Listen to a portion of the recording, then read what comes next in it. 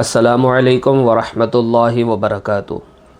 ہم لوگ جب اللہ تبارک و تعالیٰ کے سامنے نیت باندھ کر کھڑے ہوتے ہیں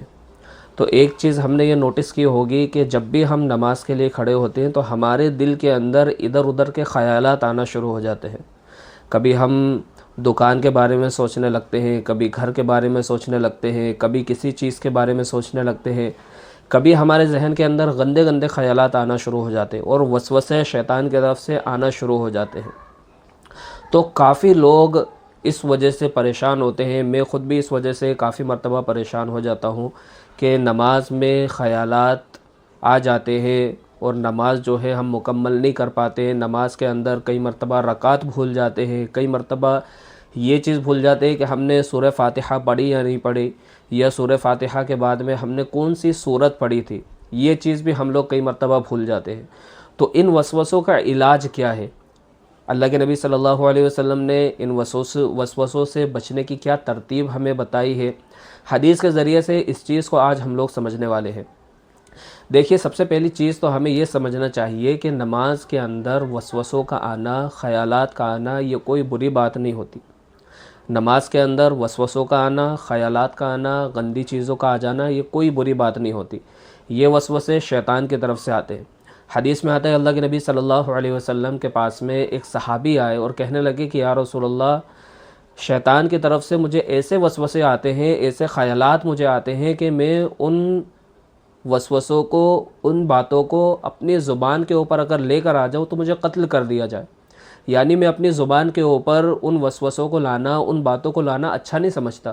تو اللہ کے نبی صلی اللہ علیہ وسلم نے ارشاد فرمایا کہ یہی تو ایمان کی علامت ہے۔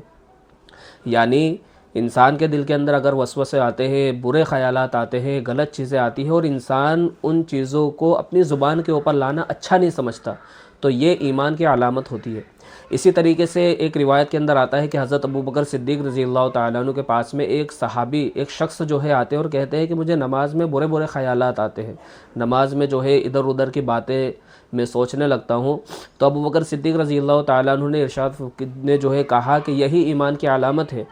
کہ شیطان جو ہوتا ہے وہ نمازی کے پاس میں جاتا ہے اور اسے ادھر ادھر کی باتیں جو ہے سوچنے کے اوپر مجبور کرتا ہے۔ حدیث میں آتا ہے، اللہ کے نبی صلی اللہ علیہ وسلم ارشاد فرماتے ہیں کہ جب بندہ اللہ تبارک و تعالیٰ کے سامنے نماز کے لیے کھڑا ہوتا ہے تو شیطان اس کے پاس میں جاتا ہے اور اسے ادھر ادھر کی چیزیں یاد دلاتا ہے تاکہ اس کا دھیان بھٹکے، وہ نماز کے اندر جو ہے پریشان ہو جائے، نماز کے اندر اس کا دھیان بھٹک جائے، نماز جو ہے وہ خشوع اور خضوع سے نہ پڑھ سکے۔ تو اس کا علاج کیا ہے؟ بہت سارے حضرات جو ہے اس کا علاج بھی جو ہے جاننا چاہتے ہیں۔ ابھی 2 دن پہلے بھی ایک صاحب نے جو ہے مجھ سے اس بارے میں سوال بھی کیا تھا کہ نماز کے اندر برے خیالات آتے ہیں، غلط چیزیں آتی ہیں، ادھر ادھر کی باتیں جو ہے سوچنے لگ جاتے ہیں، تو اس کا علاج کیا ہے؟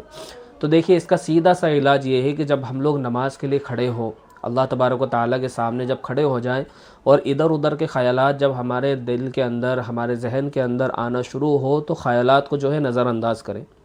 اور جو ہے اپنی نماز کے اندر لگے رہیں۔ اس وجہ سے کہ ہم جتنا زیادہ ان خیالات کو لفٹ کرائیں گے، جتنا زیادہ ان خیالات کے اندر پڑ جائیں گے، اتنا زیادہ شیطان ہمیں بہکائے گا، اتنا زیادہ شیطان ہمیں نماز سے غافل کرے گا۔ تو اس کی سیدھی سی مثال ایک یہ ہے کہ ایک جو ہے لڑکا ہے، اس کو وہ موٹا ہے اور ٹھنگنا ہے، ہم اسے جو ہے چڑھاتے ہیں کہ تو کتنا موٹا ہے، کتنا جو ہے ٹھنگنا ہے، تو وہ جو ہے اس چیز کو نظر انداز کر دے کہ ہاں ہم تو ٹھنگنے ہیں، ہم تو موٹے ہیں، تو جو ہے لوگ اسے چڑھانا بند کر دیں گے۔ اور اگر اس کے چڑھانے کے اوپر وہ لڑکا جو ہے جتنا زیادہ چڑھے گا، جتنا زیادہ اس چیزوں کو اپنے دماغ میں رکھے گا، تو لوگ جو ہے بچے اسے جو ہے اتنا زیادہ چڑھائیں گے۔ تو اسی طریقے سے نماز کے اندر اگر ہمیں برے خیالات آتے ہیں تو ان برے خیالات کو جو ہے بالکل نظر انداز کریں اور جو ہے اپنی نماز کے اندر لگے رہیں۔ اسی طریقے سے روایت میں آتا ہے کہ قاسم بن محمد ایک جو ہے بزرگ ہے، ان کے پاس میں ایک شخص آتا ہے اور کہتا ہے کہ مجھے جو ہے نماز کے اندر برے خیالات آتے ہیں، مجھے نماز کے اندر جو ہے وسوسے شیطان کی طرف سے آتے ہیں، ادھر ادھر کی چیزیں میں سوچنے لگتا ہوں، کبھی جو ہے رکعت بھول جاتا ہوں، کبھی سورہ فاتحہ بھول جاتا ہوں، کبھی سورہ فاتحہ کے بعد میں کوئی سورت پڑھی ہو تو اس سورت کو بھول جاتا ہوں۔ تو اتنے وسوسے میرے نماز کے اندر آتے ہیں کہ میں نماز کو جو ہے بھول ہی جاتا ہوں ایک طریقے سے کہ نماز میری ہوئی یا نہیں ہوئی۔ تو قاسم بن محمد کہتے ہیں کہ آپ اپنی نماز کے اندر لگے رہیں اور جو ہے نماز میں لگنے کے بعد میں نماز کو پوری طریقے سے مکمل کریں، اور پھر بعد میں جب شیطان کی طرف سے یہ خیال آئے کہ تمہاری تو نماز ہی نہیں ہوئی، تو شیطان کو یہ کہہ دے کہ ہاں ہماری نماز نہیں ہوئی، ہم اسی طریقے سے نماز پڑھتے ہیں۔ تو نماز کے اندر وسوسوں کا آ جانا یہ کوئی بری بات نہیں ہوتی، اور ان وسوسوں سے جو ہے رکنا، اور ان وسوسوں کا علاج یہی ہے کہ ہم جو ہے نماز کے اندر آنے والے وسوسوں کو نظر انداز کریں، نماز کے اندر لگے رہے، اور اللہ رب العزت کو جو ہے اللہ تبارک و تعالیٰ کے سامنے کھڑے ہونے کو اپنے دل کے اندر یقینی طور پر پیدا کرے کہ اگر میں نماز کے اندر کھڑا ہوں تو یقیناً اللہ تبارک و تعالیٰ مجھے دیکھ رہے ہیں اور میں اللہ تبارک و تعالیٰ کے سامنے کھڑا ہوں۔ تو نماز کے اندر آنے والے وسوسوں کا یہی علاج ہے۔ تو جب کبھی بھی ہم نماز کے اندر کھڑے ہوں تو کبھی پریشان نہ ہو، اور کبھی دل کے اندر یہ بات نہ آنے دے کہ ہماری جو ہے نماز نہیں ہوئی۔ تو اس ویڈیو کو آپ زیادہ سے زیادہ شیئر کریں تاکہ دوسرے لوگوں کو بھی یہ پتہ چلے کہ نماز کے اندر آنے والے وسوسوں کا علاج کیا ہے۔ السلام علیکم ورحمۃ اللہ وبرکاتہ۔